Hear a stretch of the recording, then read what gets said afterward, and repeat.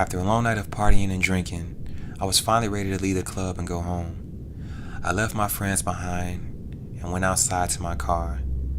I got inside and cranked the engine and turned on the headlights. The first thing I noticed was that my windows were heavily fogged. Tired and cold, I didn't think to do anything other than wipe the front windshield just enough to allow me to see the road ahead. Just as I was about to shift into gear, it suddenly dawned on me that I didn't remember unlocking my car door. It was then that I noticed a pair of narrowed, menacing eyes staring at me through my rearview mirror from the back seat.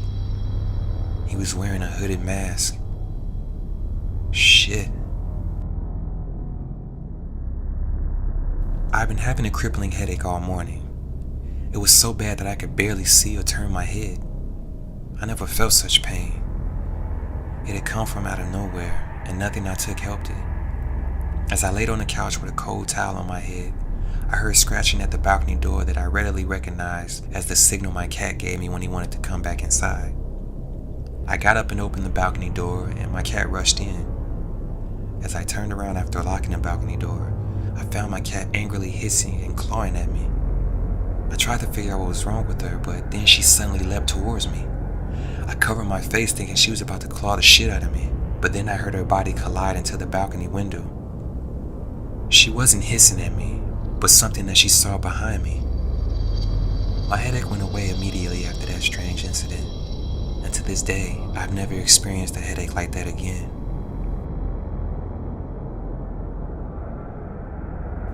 Me and my girlfriend were thrill seekers who mutually loved the prospect of a good scare. Where most couples went to Vegas or France to fulfill their romantic desires, we visited haunted establishments all throughout the states whenever our vacation time rolled around. We'd been to more haunted places than I could count, mostly the ones featured on the Travel Channel and haunted vacation brochures. Despite all the hoopla, the biggest scare we ever got came from the time we spent at a bed and breakfast in Maine, and my girlfriend woke up to a huge-ass spider resting on my forehead. My scare came from when I woke up and saw her getting ready to kill it with a lamp that she picked up off the table. We both had a good morning scream that day. Flash forward a couple years later, and we found ourselves at another haunted location, this time in Savannah, Georgia at the 1790 Inn. We'd heard a lot about the inn, and upon our first few hours there, we were pleasantly amused by a few slight disturbances. We both had instances of setting our belongings down in certain spots, only to find that they'd been moved either a few inches to a few feet away from where we last remembered putting them. Now, I know that's nothing major or concrete, but it was the best we had encountered in all our travels. We went to sleep around midnight, but an hour later I got up to use the bathroom. When I came back into the room, I couldn't believe what I was seeing. Standing at the foot of the bed was a young woman as real as I was, dressed in a white dress of old fashion, with something shiny tightly gripped in her hand that I couldn't quite make out at first.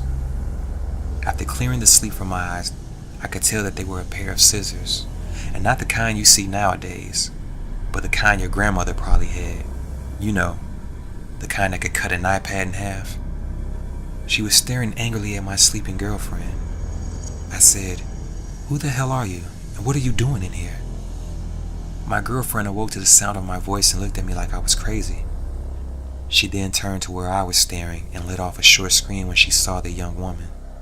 At least then I knew I wasn't crazy. The woman stood silently at the foot of the bed, never taking her heated gaze off my girlfriend. She then looked at me and released a blood-curdling scream that was louder than anything I'd ever heard. She took what I thought was a step towards me, causing me to step back, but then she beelined straight for the open window and leapt out. Of course, I screamed out, "What the fuck?" while my girlfriend simply screamed, pulling the covers to her face in fright. I ran over to the window and peered down. There was nothing there. I couldn't believe it. We were 2 floors up, and there was nothing there. When I turned to look at my girlfriend, she must have knew what I saw because she stopped crying almost on cue. Needless to say, we didn't wait until checkout the next morning to get the hell out of there. I'm all for a good scream, but what happened that night was way too real for both of our likings. Later on, after we had gotten back home, I did some research and found reports of a young woman who jumped to her death in the early 1900s after stabbing her cheating husband and the prostitute he'd been sleeping with to death with a pair of scissors. That all happened in the room we rented that day. I guess we'll be going to Las Vegas and Paris from here on out.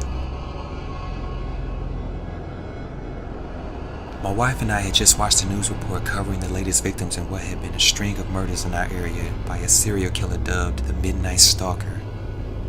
The number of bodies he left in his wake was approaching a dozen, and it didn't appear that the cops were on the verge of slowing him down anytime soon.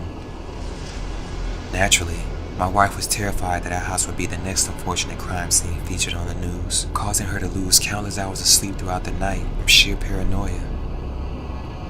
It had gotten so bad, I had to start mixing NyQuil with her evening nightcap just to help her sleep. I also promised her that I'd stay up in the living room all night and listen for any disturbances with my baseball bat by my side. My wife was usually such a positive, bubbly spirit, and I hated to see her this way. I hated seeing her living in a state of fear. I so desperately wanted to wrap my arms around her and whisper softly in her ear, "It's gonna be okay, sweetie. You don't have a thing to worry about. The Midnight Stalker would never hurt his own wife.